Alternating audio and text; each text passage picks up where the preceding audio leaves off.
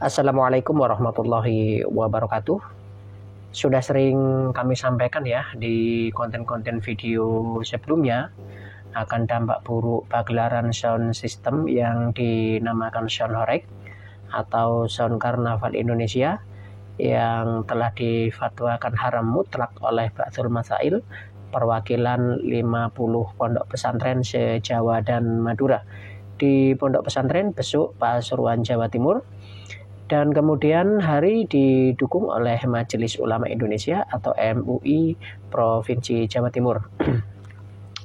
Meski fatwa haram sound horeg ini sempat ada penolakan dari sedikit sebagian gus-gus, kiai-kiai, dan habib-habib di kalangan komunitas mereka, dampak buruk dari pagelaran sound horeg ini meliputi kerugian secara material dan imaterial. Di Blitar, Jawa Timur, contohnya anak umur 9 tahun juga meninggal saat berada di depan sound system yang bersuara keras. Di Kediri, 2 pemuda tewas akibat miras saat nobar sound horeg. Di Blora, Jawa Tengah, seorang kru tewas juga saat berada di atas tumpukan sound system yang membawa sound horeg tersetrum kabel PLN yang kemudian jatuh hingga bermuntah darah. Di Lumajang, ibu-ibu usia 39 tahun juga tiba-tiba pingsan dan meninggal dunia saat nobar karnaval sound horeg. Di Brebes, Jawa Tengah, seorang pemuda ya ini melakukan gaya menari berjoget saat karnaval di atas tumpukan sound system setinggi 5 meter. Kemudian ia mengalami jatuh dan mengalami pendarahan di otak dan akhirnya tewas di tempat. Dan baru-baru ini entah ini teguran atau bukan dari Allah Subhanahu wa taala, Allahu a'lam bishawab, yaitu mobil yang ada di belakang sound horeg yang diduga sopirnya dalam pengaruh alkohol itu menabrak para dancer, yaitu korban ini berjumlah 3 dancer yang mereka ini ada di tepat di belakang sound horeg hingga para korban ini alami patah tulang dalam acara pagelaran karnaval kemerdekaan di Banyuwangi. Dengan deretan kejadian yang kami sebutkan tersebut, semoga kita semua ini bisa memetik pelajaran bahwa tidak seharusnya kita mendukung apa yang telah dihukumi haram oleh para ulama. Sebab ulama ini menfatwakan haram terhadap sesuatu itu tentunya itu dengan ijtihad yang ketat, dan terkhusus keluarnya fatwa haram sound horeg ini tidak hanya satu orang ulama ahli fikih, tapi lebih dari satu, mencapai 50 ulama dari perwakilan pondok pesantren se-Jawa dan Madura untuk menggodok dan mengkaji fenomena baru yang ada di tengah-tengah masyarakat dengan menimbang dampak baik buruknya.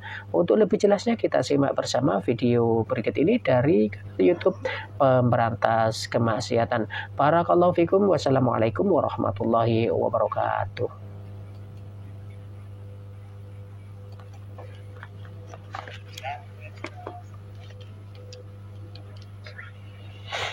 Video acara karnaval sound horeg di Banyuwangi ya, kemudian ada sopir mobil yang mabuk kemudian menabrak peserta acara karnaval ya, dancernya tertabrak. Coba kita lihat video-videonya kaum muslimin.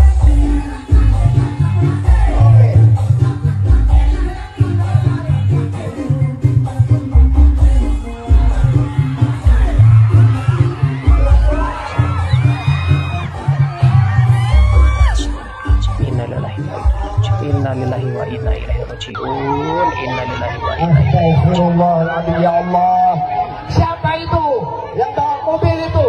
Kok bisa masuk?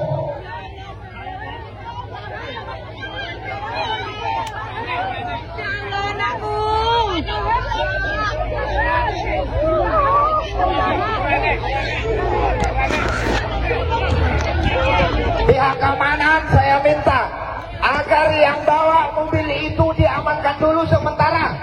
Mobil itu segera dimundurkan. Warga yang di belakang untuk mundur. Mundur yang di belakang dikosongkan. Allahu Akbar, ya Allah.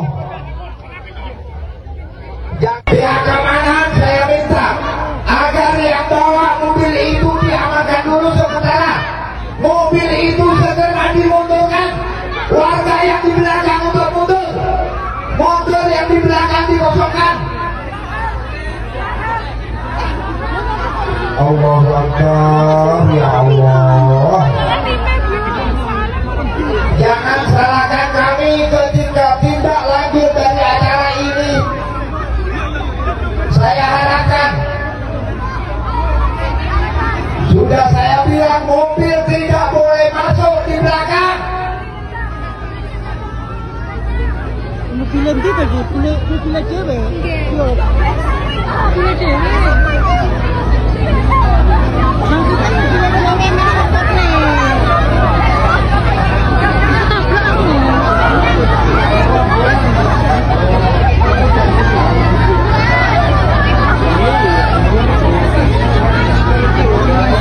Ya, kita melihat berita ini, ya ada sisi senangnya, ada sisi sedihnya.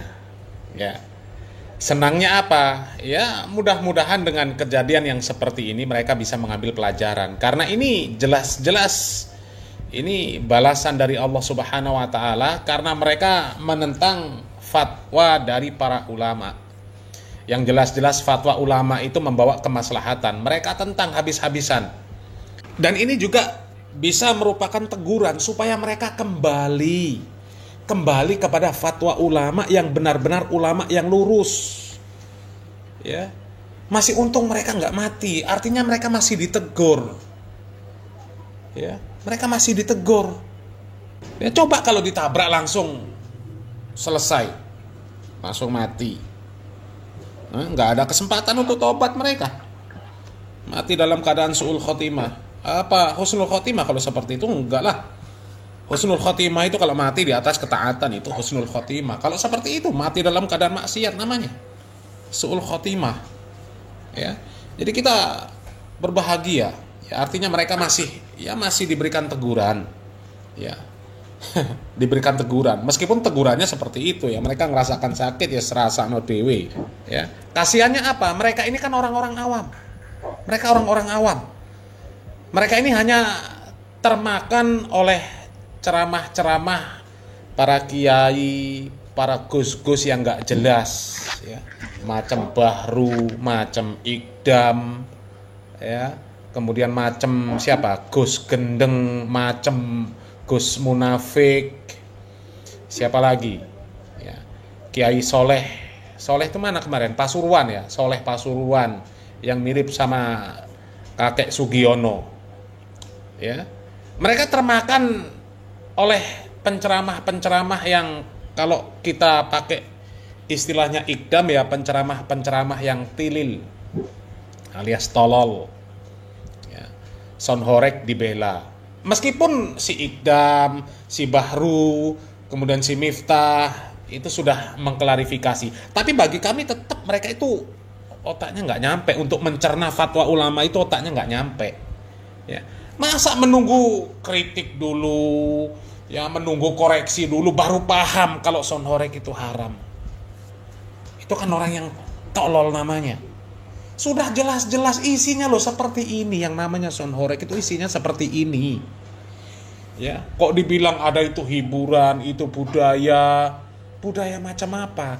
Orang kalau menghibur, ya konsekuensinya kalau memang itu boleh. Menghibur itu kan kebaikan, dapat pahala. Coba lihat seperti ini. Kalau mereka mati dalam keadaan seperti itu, tertabrak mobil itu, kira-kira su'ul khotimah apa husnul khotimah? Jawab coba.